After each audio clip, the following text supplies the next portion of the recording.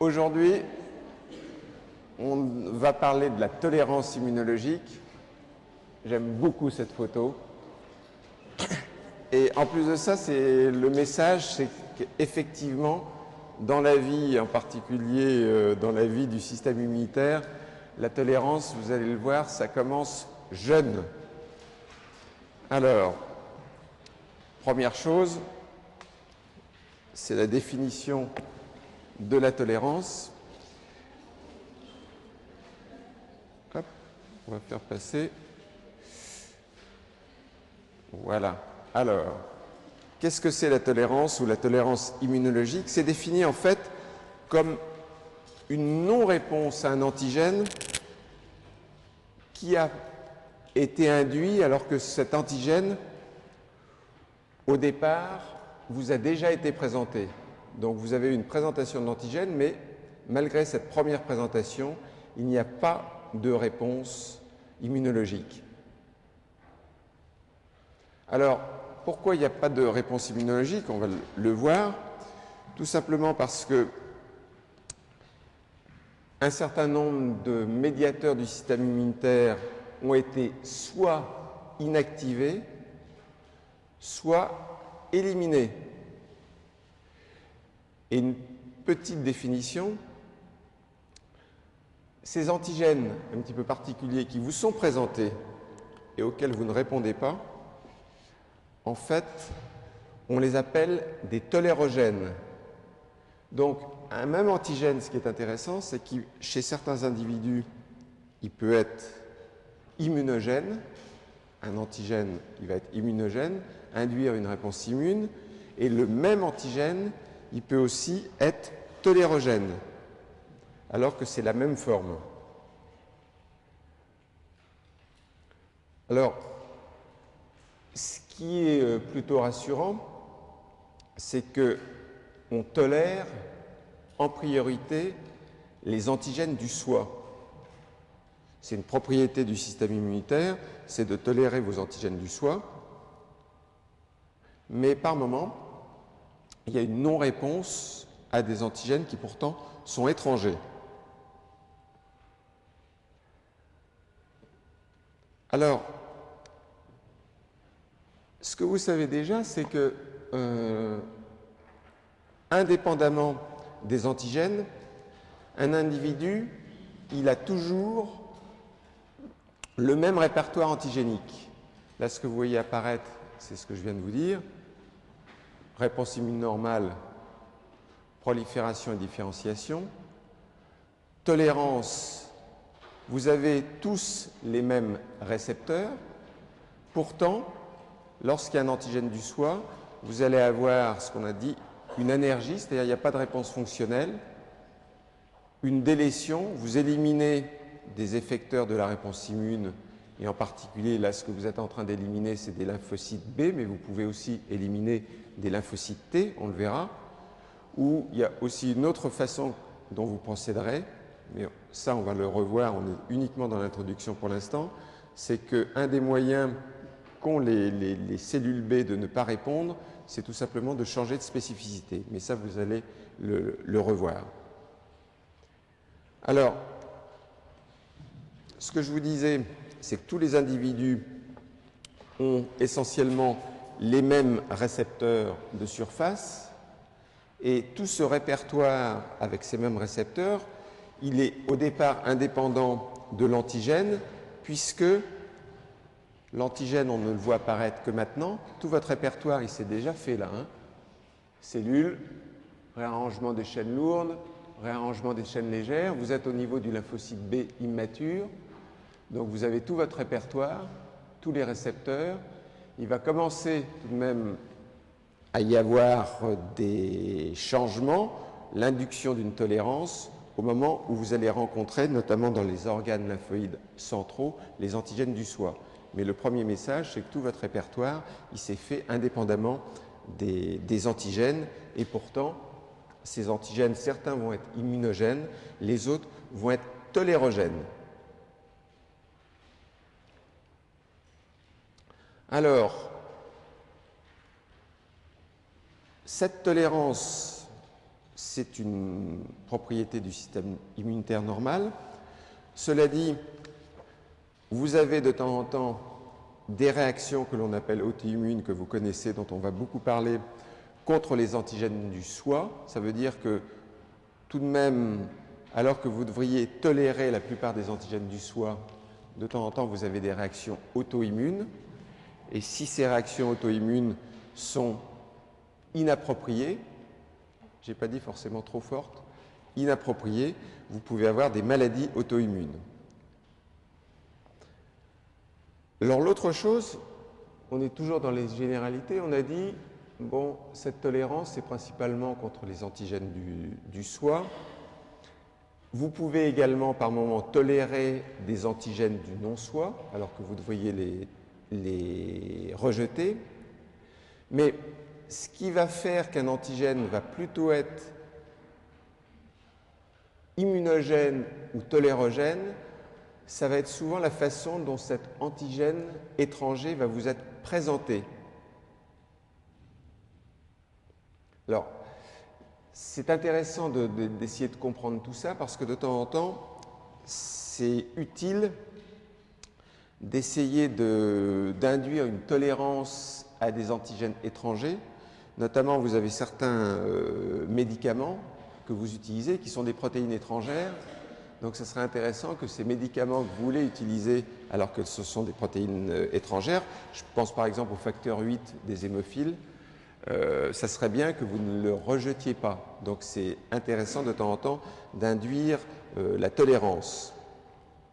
Alors, en plus de ça, pour le traitement de certaines maladies auto-immunes aussi, vous avez des médicaments qui essayent d'induire la tolérance. Alors, on va en voir un. D'abord, la tolérance, ce n'est pas nouveau, hein, avant de voir un médicament. Je vous l'ai déjà présenté, je crois, à la première heure de cours, quand je faisais l'histoire de l'immunologie. Mithridate, il savait déjà que vous avez intérêt à induire une tolérance contre un antigène étranger. Là, en l'occurrence, c'était pour prévenir le poison. Et il savait déjà des choses, Mithridate, c'est que pour prévenir ou pour qu'un antigène étranger vous arriviez à le tolériser, c'est mieux de l'absorber par voie orale. C'est ce que faisait Mithridate, il prenait des toutes petites doses. Et puis pour stimuler votre intérêt de futur pharmacien sur des médicaments qui sont censés induire une tolérance, vous en avez un ici. J'en reparlerai sur le traitement de la sclérose en plaques. C'est tout simplement un médicament qui est fait de 4 acides aminés qui sont censés induire chez les patients qui ont une sclérose en plaques en fait une tolérance du système immunitaire à la myéline. Alors ce médicament, vous dites 4 acides aminés, c'est pas grand-chose. Le voilà le médicament. Et vous allez voir que tout de même, il est intéressant parce que je vais vous donner le chiffre d'affaires ici de ce médicament. Vous voyez qu'on considère que ce qu'on appelle un blockbuster, c'est à partir du moment où vous faites plus de 1 milliard de dollars de chiffre d'affaires. Et ce médicament, quand on regarde ses ventes globales, le milliard, il a donc été atteint ici mi-2004. Donc, c'est typiquement une application du cours qui conduit à un médicament intéressant. Quand je vous disais qu'il était censé induire la tolérance, c'est parce qu'on ne connaît pas tous les mécanismes de ce médicament. Donc ça, c'est pour stimuler votre attention. Alors, on était dans l'introduction. On va regarder toujours les caractéristiques générales et les mécanismes de la tolérance immunologique. Alors, la tolérance, ça vient de la reconnaissance de l'antigène par des lymphocytes spécifiques, sauf que, en fait, vos lymphocytes ne vont pas être activés par la reconnaissance de l'antigène. Et cette tolérance, elle est d'autant plus facile à induire que votre système immunitaire va rencontrer l'antigène pendant la vie fœtale ou néonatale. Alors ça a été très bien démontré chez la souris. Alors je sais que vous n'êtes pas des fanatiques de la souris, mais ça a été très bien démontré chez la souris qu'on pouvait induire une tolérance, en particulier au cours de la vie fœtale et néonatale. C'était une démonstration qui était tout de même intéressante puisqu'elle a valu un prix Nobel. Le prix Nobel de physiologie et de médecine de 1960, il a été à Sir Frank Macfarlane Burney, Peter Brian Medawar, ça pour avoir démontré que la tolérance, c'était quelque chose d'important qui pouvait être induit au cours de la vie fœtale ou néonatale. C'était des expériences chez la souris. Alors, on a vu que la tolérance, elle pouvait être induite, ou on va le voir tout du moins, ce que l'on appelle au niveau central, c'est la tolérance centrale, c'est-à-dire que cette tolérance va être induite au niveau des organes lymphoïdes générateurs. Et à côté de ça, à côté de cette tolérance que vous allez induire au niveau du thymus ou au niveau de la moelle osseuse, vous avez une tolérance que vous pourrez induire au niveau périphérique. Comme son nom l'indique, c'est la tolérance périphérique. Alors, pourquoi vous avez ces deux types de tolérance? La tolérance centrale, donc celle qui se produit au niveau des organes lymphoïdes centraux, moelle osseuse, thymus, elle va avoir pour rôle, ce qui est important, de vous assurer que les lymphocytes qui sont en train de maturer justement dans ces organes centraux ne vont pas reconnaître ou ne vont pas être activés par les antigènes qui sont justement présents dans ces organes centraux. Alors, dans ces organes centraux, ils sont composés de leurs propres antigènes. Il y a très peu d'antigènes, on va le voir, qui arrivent en fait de la périphérie ou qui arrivent de la périphérie dans ces organes centraux, tout du moins dans la vie fœtale et embryonnaire. Mais en tout cas, la tolérance centrale, c'est surtout pour éviter une réponse contre les antigènes qui sont présents. Alors, la tolérance centrale aux antigènes du soi, organes lymphoïdes centraux primaires, thymus, moelle osseuse, que fait ce schéma-là? Alors là, vous reconnaissez des antigènes du soi, vous avez des lymphocytes qui sont immatures. Qu'est-ce qui se passe? Toujours ce que vous avez vu, vous pouvez les éliminer par apoptose, ou ce que peut faire le lymphocyte B, il va pouvoir changer de récepteur, ce qui lui permettra de ne pas réagir contre l'antigène qu'il gêne, qui est un antigène présent ici. Il va y avoir aussi un autre mécanisme. Petit à petit, je vous instille une tolérance à l'immunologie, c'est-à-dire à petite dose, je vous apprends des choses.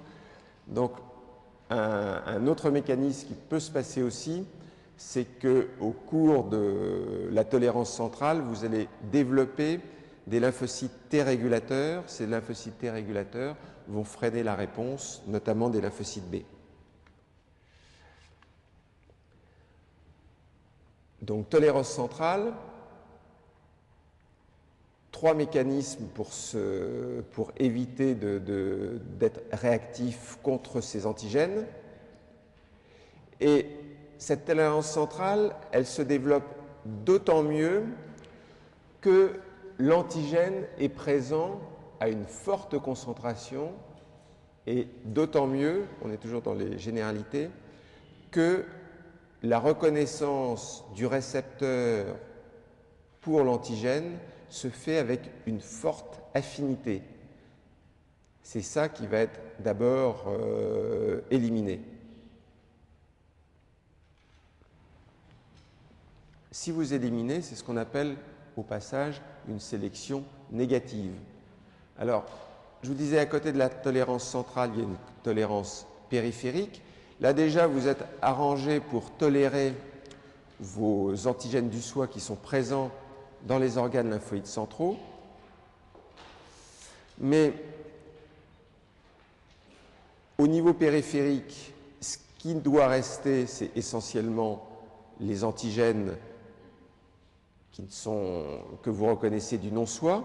Mais si, au niveau périphérique, vous est présenté des antigènes du soi, ben, à nouveau, cette fois-ci, au niveau des ganglions, par exemple, vous êtes capable d'induire une anergie, une apoptose, ou, grâce aux lymphocytes T régulateurs, dont certains, bien entendu, viennent des organes centraux, vous allez induire une suppression. Donc, 2 niveaux pour la tolérance.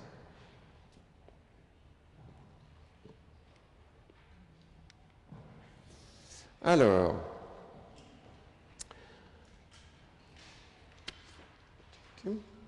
prix Nobel, figure. Autre, toujours dans les généralités, on a vu que les lymphocytes qui vont tolérer en fait la présence de l'antigène, certains de ces lymphocytes, en fait, ils vont être éliminés, d'autres vont rester tout de même viables. Ça, c'est moyennement intéressant. Et je passe à la tolérance des lymphocytes T. On va voir successivement la tolérance des lymphocytes T, d'abord les T auxiliaires, ensuite, mais alors là, très brièvement, les T cytotoxiques parce qu'on n'en connaît pas grand-chose, et ensuite on verra la tolérance des lymphocytes B. Alors, d'abord, la tolérance des lymphocytes T. La tolérance des lymphocytes T, elle est importante parce que là, vous retrouvez un schéma que vous aviez vu, je crois, au cours numéro 2, celui-là. Le lymphocyte T, le voilà. Donc, étant donné qu'il est absolument central dans l'immunité humorale, dans l'immunité cellulaire, si vous êtes capable d'induire une tolérance des lymphocytes T à un antigène du soi ou un antigène du non-soi, ben à ce moment-là, vous allez permettre de baisser, par exemple, les défenses immunitaires chez des individus qui ont des maladies auto-immunes. Donc, en rendant ce lymphocyte-là tolérant, ça va être l'ensemble du système lymphocytaire que vous allez rendre tolérant, tout du moins à certains antigènes, qui soient des antigènes du soi ou des antigènes étrangers. Alors, vous savez maintenant qu'il y a une tolérance centrale, en particulier pour les antigènes qui sont présents dans les organes lymphoïdes centraux, et une tolérance périphérique. Alors, on regarde d'abord la tolérance centrale des lymphocytes T. Cette tolérance centrale des lymphocytes T, elle se passe là dans le thymus. On a ici, on verra plus tard ce qui se passe dans le thymus. Vous avez ici 2 mécanismes. D'abord une sélection négative, c'est-à-dire que vous allez éliminer les cellules qui sont au niveau du thymus ici, qui réagissent contre un antigène du soi présent dans le thymus. Alors, oui, vous avez vu brièvement une photo qui apparaissait. Bon. Cette tolérance centrale, elle se fait contre tous les antigènes présents, les antigènes du soi notamment, qui sont présentés aux lymphocytes T, et il y a des gènes, en particulier un qui s'appelle le gène R, A-I-R-E, c'est un gène pour auto-immune régulateur. C'est un gène qui est important pour contrôler l'expression des antigènes au niveau justement des organes lymphoïdes centraux, au niveau du thymus. Alors, on ne sait pas trop comment il contrôle l'expression des antigènes, mais en tout cas, il le fait. On verra qu'il est important. On verra que plus ces antigènes ont une forte affinité pour le récepteur, ça je vous l'ai déjà dit, plus ils vont avoir tendance à induire au niveau central une tolérance. sélection négative ici. Et pourquoi je vous montre cette photo? Cet homme est un homme particulièrement courageux parce que, en fait, c'est un homme, il court en moto, il fait des courses de moto et même il les gagne. Et ce qu'on me dit, c'est qu'il a un certain mérite parce qu'il doit tous les jours prendre à peu près 80, c'est marqué ici, 80 tablettes de médicaments. Tout simplement parce qu'il a une maladie qui est un syndrome auto-immun polyendocrine. Ce syndrome auto-immun polyendocrine, ça vous donne une atteinte de multiples organes endocrines, notamment parathyroïdes, les surrénales, les îlots pancréatiques. Et à quoi est due en fait cette maladie, qui est donc une maladie extrêmement sérieuse? Elle est due en fait à une altération ou une inactivation de ce fameux gène R qui vous semblait tout à l'heure moyennement intéressant. Pourquoi il nous parle de ça? Il suffit qu'il y ait une inactivation de ce gène, donc impliqué dans la présentation des antigènes au niveau du thymus pour induire la tolérance des lymphocytes T aux antigènes du soi. R ne fonctionne pas, ça donne une maladie qui est la maladie, donc le syndrome auto-immun polyendocrine. Alors, il y a d'autres mécanismes que vous verrez un petit peu plus tard. Notamment, il y a une kinase qui s'appelle ZAP70. ZAP70, elle a un nom amusant, donc vous allez la retenir. ZAP70 aussi, lorsque vous avez une déficience au niveau du gène qui code pour cette kinase, ZAP70, vous aurez d'autres manifestations d'auto-immunité parce qu'il n'y a pas une bonne induction de la tolérance. Ça, c'était le premier mécanisme qu'on a vu au niveau du thymus, de la tolérance centrale des lymphocytes T. Donc, grâce au gène R, vous présentez correctement vos antigènes. Vous avez des récepteurs de forte affinité pour l'antigène au niveau du lymphocyte T. Il va y avoir apoptose donc, de cette cellule. Et puis, l'autre chose qui va être aussi intéressant, qui se passe au niveau central, c'est que la reconnaissance d'antigènes du soi au niveau central va vous produire l'induction de lymphocytes T régulateurs, qui sont des lymphocytes T CD4.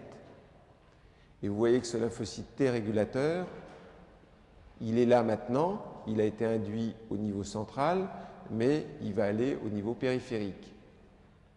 Et puisque vous aviez une tolérance centrale des lymphocytes T, vous avez bien entendu une tolérance périphérique aux lymphocytes T, donc c'est celle que l'on va voir maintenant.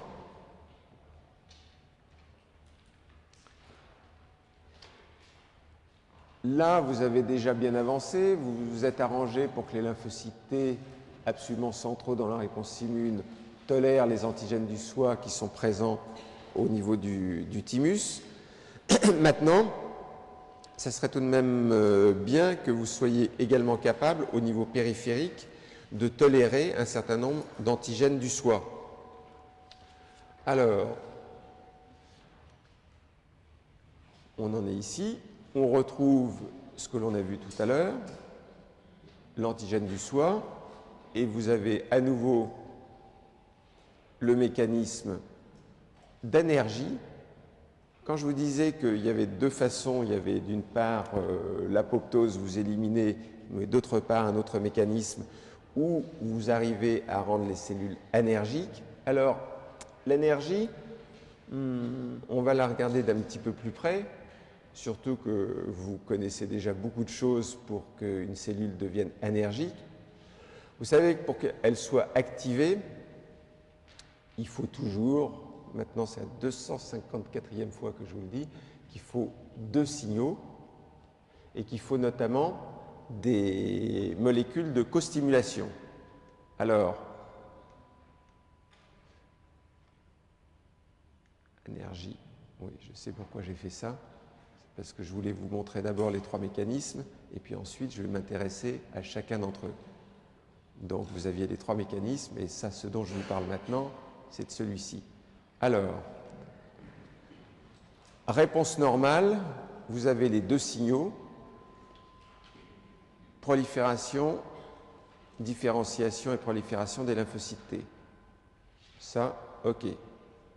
Maintenant, énergie, qu'est-ce que vous faites?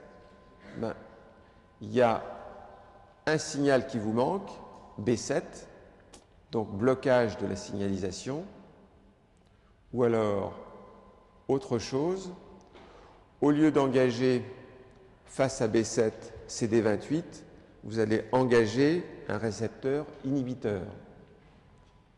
Donc vous retrouvez pour l'induction de l'énergie de lymphocyte T, pour que ces lymphocytes T tolèrent en périphérie les antigènes du soi, vous retrouvez en fait des mécanismes que vous connaissez bien. Est-ce que j'ai réutilisé? Oui. Vous retrouvez ça, que vous connaissez bien, CD28. Donc pour que je devienne énergique, ce que je vais faire, c'est que je ne vais pas présenter par exemple de molécules B7, ou alors je vais m'arranger pour activer CTLA4.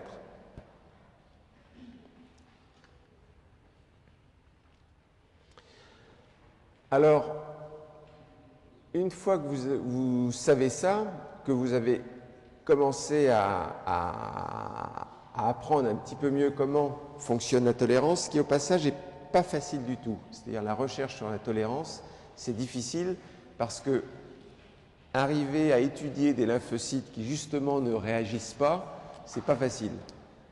C'est plus facile d'étudier des lymphocytes que vous faites réagir. Alors, je vous disais, on le reverra, une des façons en fait d'administrer des antigènes pour qu'ils soient soit tolérants, soit immunogènes, ça va être la voie d'administration. Lorsque vous utilisez une voie d'administration qui est par exemple sous-cutanée avec des adjuvants, là, on va être dans ce schéma-là, c'est-à-dire que vous aurez une réponse qui sera normale. Les adjuvants, ils vont vous induire notamment la présentation de molécules de costimulatrices. Par contre, lorsque vous n'utiliserez pas d'adjuvant et une voie orale, là déjà, vous aurez des chances d'être dans un système d'énergie où il n'y aura pas, où il y aura soit un blocage de la signalisation, soit un engagement de récepteurs qui sont inhibiteurs.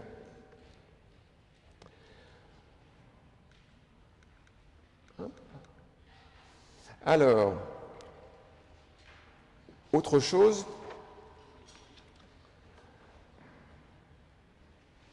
les cellules dendritiques, elles ont un rôle qui est important, vous savez, dans la présentation. Si ces cellules dendritiques que vous avez ici, qui théoriquement,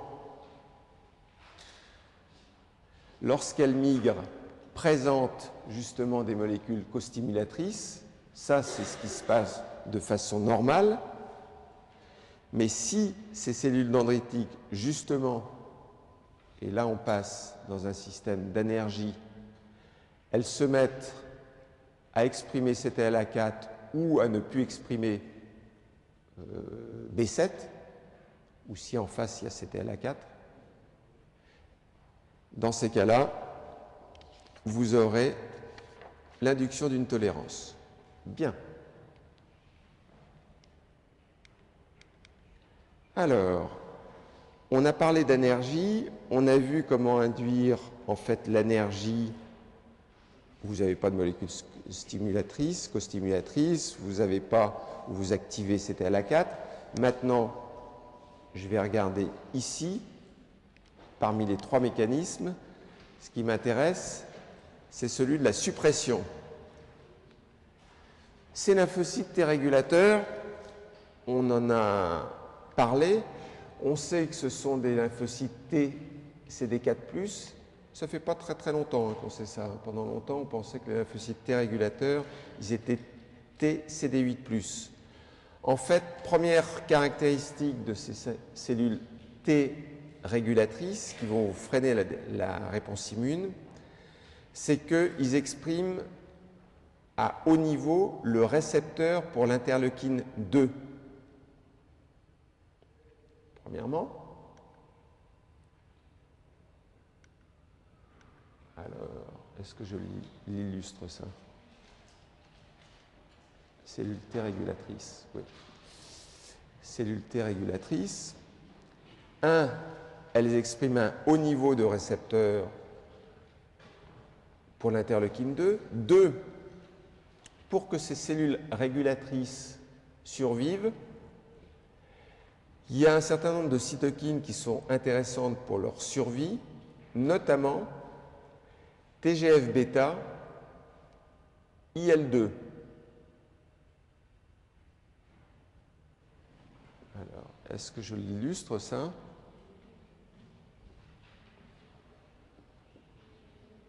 TGF-bêta, IL-2. Une fois que, grâce au TGF-bêta, à l'IL-2, ces cellules T régulatrices sont actives, comment elles vont, elles, réguler et baisser, en fait, induire la tolérance du système immunitaire? Eh bien, une des choses que vous retrouvez, la cellule régulatrice, elle est ici, et vous retrouvez un schéma que vous aviez déjà vu lorsqu'on apprenait l'IL-10, c'est-à-dire que la cellule T régulatrice, elle va notamment inhiber l'activation des macrophages.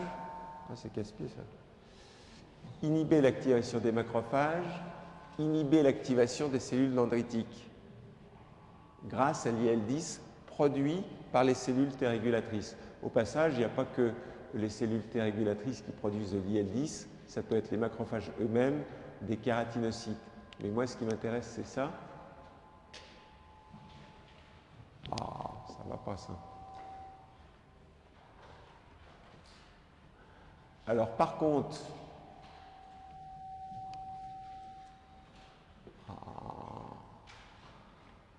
bon, je suis désolé, mais c'est casse-pied pour vous, c'est pas agréable pour...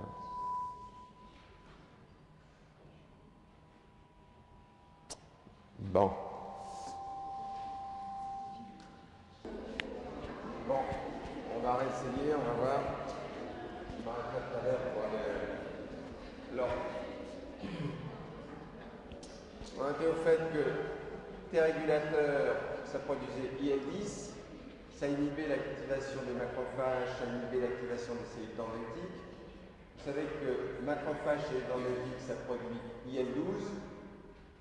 L'IL-12 agit sur les T auxiliaires 1 et sur les cellules NK qui produisent de l'interféron gamma. Le fait que les cellules T régulatrices soient actives, produisent leur IL-10, ça va faire quoi? Ça va faire que vous aurez une baisse de la production d'IL-12 et de l'interféron gamma. Donc, il y a bien une diminution de la réponse immunitaire.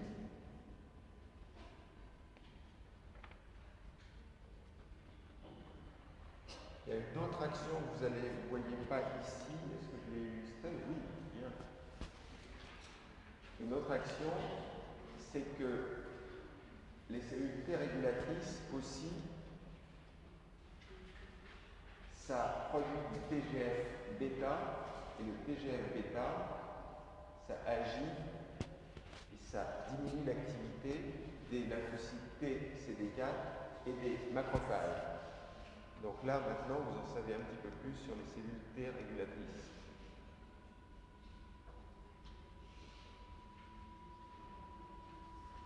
Bon, c'est vraiment pas possible. Ça vous gêne ou pas? Un petit peu ou beaucoup? Parce que vous êtes bien aidé.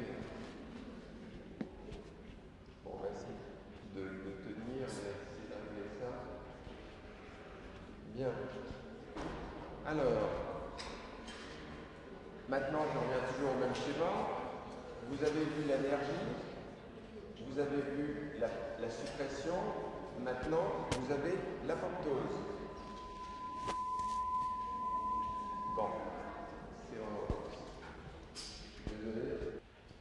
Alors,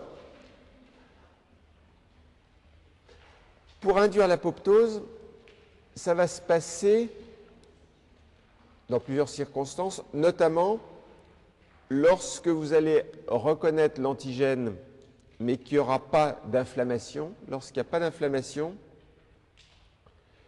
ça peut conduire à une apoptose. Et aussi, de façon intéressante, il y a un mécanisme d'apoptose qui se produit lorsque vous allez stimuler en fait vos cellules de façon répétée. C'est-à-dire, ça paraît curieux parce qu'on vient de vous apprendre tout le temps qu'il fallait 2 présentations de l'antigène pour induire une réponse immune. Et là, je suis en train de vous expliquer qu'un des mécanismes d'induction d'une tolérance, c'est en fait d'avoir de multiples stimulations, de multiples activations qui peuvent induire une mort cellulaire. Bon. Alors, cette mort cellulaire, elle peut se produire de la façon suivante. Lorsque vous avez une réponse immune normale, c'est ce qui se passe, c'est ce que vous avez vu apparaître sur le schéma. Lorsque vous avez une réponse immune normale, vous voyez apparaître une chose, c'est ici l'expression dans la cellule T activée de protéines anti-apoptotiques. Parmi ces protéines anti-apoptotiques, des protéines que vous retrouverez souvent, c'est BCL2 et BCLX. BCL2, BCLX, ce sont des protéines anti-apoptotiques importantes qui vous permettent, puisque vous empêchez en même temps que la cellule T naïve est en train de se différencier, vous permettez qu'elle ne meure pas, elle va devenir activée. Alors, là vous dites logiquement, ce qui serait bien si je veux induire une tolérance, c'est que, en fait, lorsque je reconnais un antigène du soi, au lieu qu'il y ait en fait dans le lymphocyte T l'expression de protéines qui sont anti-apoptotiques, qui va faire que je survive, ça serait pratique, et c'est exactement ce qui se passe, qui est l'induction de l'expression, au contraire, de protéines pro-apoptotiques. Alors il y en a une qui a un nom assez amusant, qui s'appelle BIM.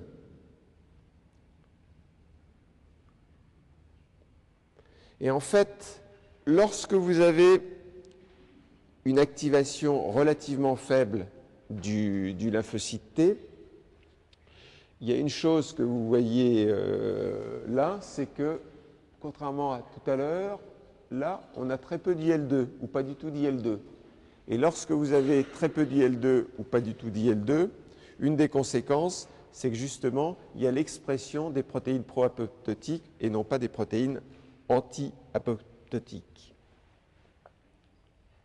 Et en bas, il reste quelque chose que vous n'avez pas encore vu. Voilà. Une des autres façons d'induire une reconnaissance des antigènes du soi et d'induire une apoptose, c'est que vos lymphocytes T, en fait, expriment face ligand. Et ce que vous voyez, c'est que ces 2 lymphocytes T qui sont en continuité l'un de l'autre, donc ils sont en proximité l'un de l'autre, il y en a un qui exprime face ligand et l'autre qui exprime le récepteur face.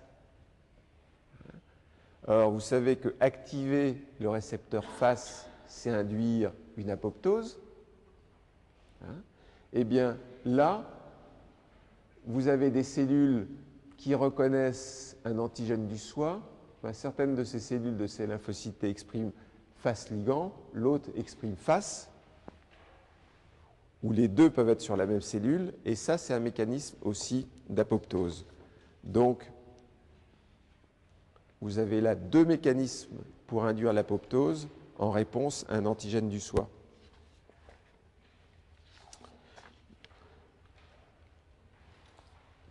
Alors, je vous avais dit une chose, on allait parler de la tolérance périphérique des lymphocytes T auxiliaires et que j'allais vous dire très peu de choses sur la tolérance périphérique des lymphocytes T cytotoxiques parce que tout simplement, on n'en connaît pas grand-chose. Ce que l'on suppose, mais ça, ce n'est pas une grande surprise pour vous, c'est qu'une des raisons pour lesquelles des lymphocytes T cytotoxiques pourraient devenir peu réactifs, c'est qu'il n'y a pas en fait de co-stimulation de ces lymphocytes T cytotoxiques. Il y aura aussi un rôle de CTLA4, mais encore une fois, on ne va pas bâtir des hypothèses sur des choses qui restent floues dans le cerveau des immunologistes.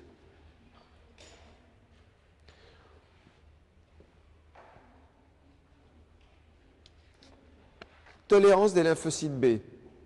Alors, tolérance des lymphocytes B, on pourrait se dire que c'est à peu près la même chose. Il y a une tolérance périphérique, il y a une tolérance centrale, que c'est à peu près la même chose que les lymphocytes T, sauf qu'il y a un petit mécanisme qui est différent, dont on a parlé tout à l'heure pour les lymphocytes B brièvement, dont vous n'avez pas entendu parler pour les lymphocytes T, que l'on va trouver maintenant détaillé. Vous êtes... C'est jaune, vous êtes visiblement au niveau de la moelle osseuse. Au niveau de la moelle osseuse, lorsqu'il y a des antigènes du soi et que vous avez des lymphocytes B autoréactifs, première chose que vous pouvez faire, c'est induire une apoptose en reconnaissance aux antigènes du soi. Alors ça, on l'avait vu, je ne sais pas si vous vous en souvenez, on l'avait vu lorsqu'on avait étudié ensemble la maturation des lymphocytes B. Vous vous souvenez de ça? Ce que l'on avait dit, c'est que pour l'instant, et ce que j'ai dit au départ, on a tous à peu près les mêmes récepteurs, indépendamment de la présentation d'un antigène. Là, vous avez une cellule B immature exprimant le récepteur complet à l'antigène.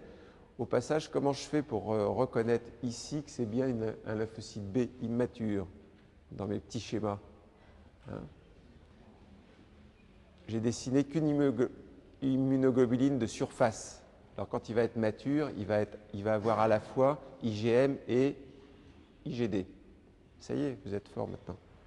Alors, je fais rentrer l'antigène du soi qui est présent au niveau de la moelle. Et il peut se passer deux choses, vous vous souvenez de ça? S'il y a une forte affinité de l'immunoglobuline de surface pour l'antigène du soi, c'est la sélection négative et ça conduit à l'apoptose. Donc là, c'est simple. On avait déjà vu que pour les lymphocytes T, c'était pareil, hein, il y avait un problème d'affinité. Sélection négative. Par contre, puisqu'il y a une sélection négative, ça veut dire qu'il y a une sélection positive. Ben là, vous avez en fait toujours un antigène du soi, mais l'antigène du soi, il a une faible affinité, et dans ces cas-là, le lymphocyte n'est pas forcément éliminé. C'est la sélection positive. Et on est passé au passage d'une cellule immature à un lymphocyte B mature naïf. Il a bien ces deux immunoglobulines de surface.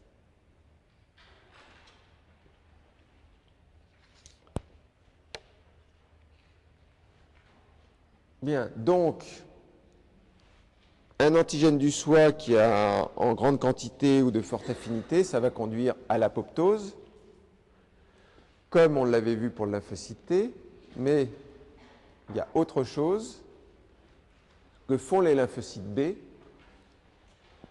c'est que vous allez changer en fait le récepteur de surface pour qu'il ne reconnaisse plus justement l'antigène du soi. Alors là, ça veut dire que la reconnaissance de l'antigène du soi par le lymphocyte, ça va vous changer l'expression des gènes des immunoglobulines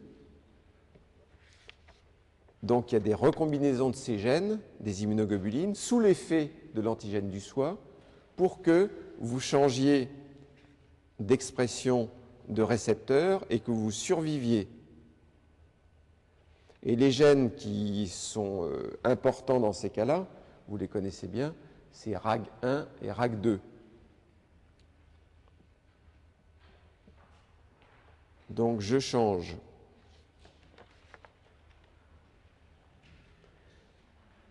bien. Là, c'était au niveau central. Il y a une reconnaissance, il y a une tolérance